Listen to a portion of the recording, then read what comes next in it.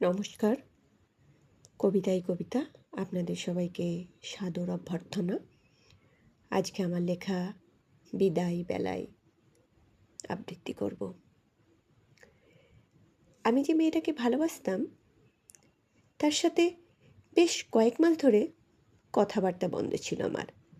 রাগ করে তাকে ব্লক করে দিয়েছিলাম, যাতে ইচ্ছে মতন আমার দুনিয়ায় সে প্রবেশ করতে না পারে।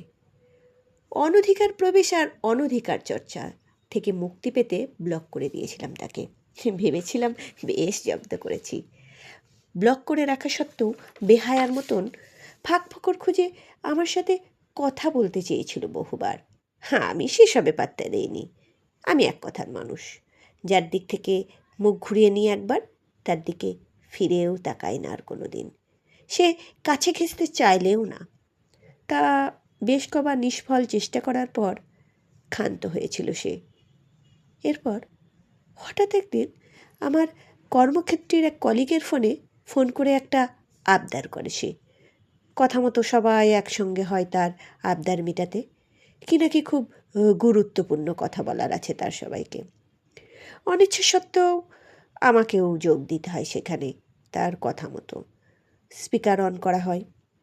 বহুদিন পর তার গলা শুনতে পায় অনিচ্ছা সত্ত্বেও। আস্তে আস্তে সে বলে ওঠে, এখানে উপস্থিত সবার কাছে আমি হাত জোর করে ক্ষমা চেয়ে নিচ্ছি। এতদিন পর্যন্ত শারীরিক ও মানসিকভাবে কাউকে কোনো কষ্ট, দুঃখ, জ্ঞানত বা অজ্ঞানত দিয়ে থাকলে আমাকে সবাই ক্ষমা করে দেবে। তার সেই আবেগঘন কথা শুনে আমাদের এক মহিলা সহকর্মী গদগদ হয়ে বলে ওঠে, কেন গো, তুমি কি এই ট্রান্সফার হয়ে যাচ্ছ? তার উত্তরে সে শুধু মুচকি হেসে উত্তর দেয়, হ্যাঁ। আবার সে মহিলা সহকর্মী তার ঋণের স্বরে জিজ্ঞাসা করে, কোথায় গো? এ মা, আর দেখা হবে না তাহলে তোমার সাথে? তার উত্তরে এবার সে বলে, একদিন জানতেই পারবে। রাখি তাহলে, ভালো থাকবে সকলেই, বলে কলটা কেটে দেয়। এরপর কেটে যায় বেশ কয়েকদিন। এর মধ্যে ঘটনাক্রমে একদিন হেড অফিসের এক কর্মীর সাথে দেখা হয়ে যায়। এ কথা সে কথা বলতে বলতে জিজ্ঞাসা করেই ফেলি, অদমিত কৌতূহল মেটাতে, সে কোথায় ট্রান্সফার হয়ে যাচ্ছে। উত্তর দেওয়ার বদলে আমার প্রশ্ন শোনার পর সে চুপ করে থাকে। কেমন একটা খটকা লাগে আমার। আবার জিজ্ঞাসা করি, ভয় নেই, নিঃসংকোচে তুমি আমাকে বলতে পারো, আমি কাউকে কিচ্ছু বলবো না। তাও সেই কাঁই কুই করতে থাকা মানুষের মতন করতে থাকে। আমিও নাছোড়বান্দা, ছাড়ার পাত্র নয়। কৌতূহল তখন তুঙ্গে আমার। সে হঠাৎ ছলো ছলো চোখে বলে ফেলে, ওর নাকি ক্যান্সারের লাস্ট স্টেজ, তাই চাকরি ছেড়ে দিয়েছে। বিনা মেঘে বজ্রপাত হয় উত্তর শুনে। আস্তে আস্তে সেখান থেকে সরে আসি। মনের মধ্যে কোথাও একটা যেন মন কেমন হতে থাকে। যে মানুষটাকে একদিন ভুলতে চেয়েছিলাম তাকে দেখার ইচ্ছা হয় খুব।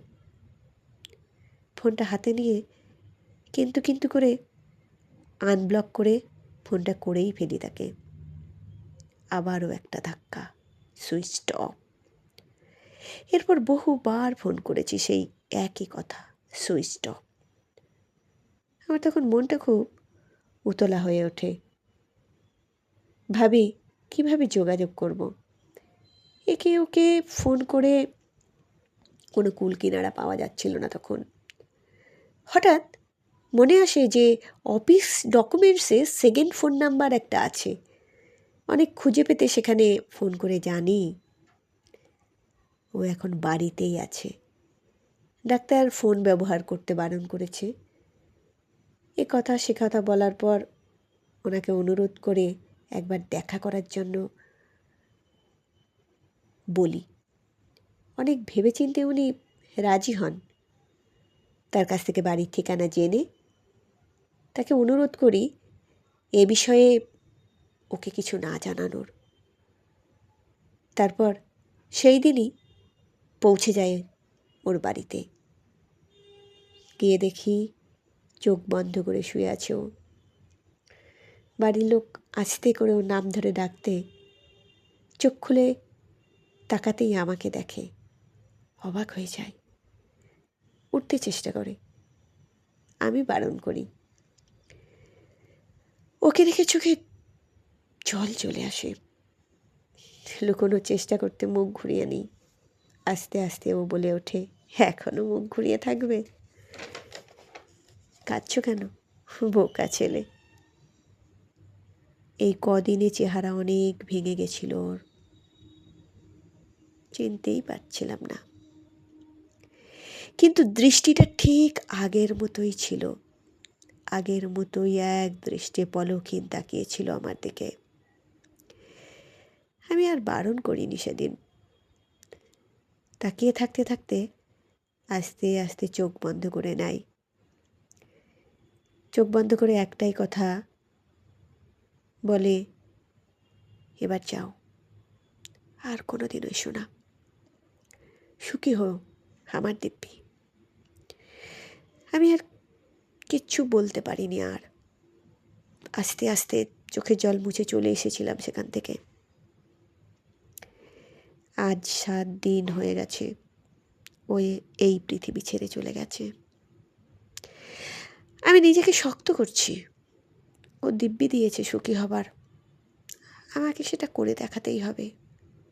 ও যেখানেই থাকুক, ওকে দেখাতেই হবে ও ছাড়া আমি একা একা সুখী হতে পারি। সুখী হতে পারি আমি একা একা।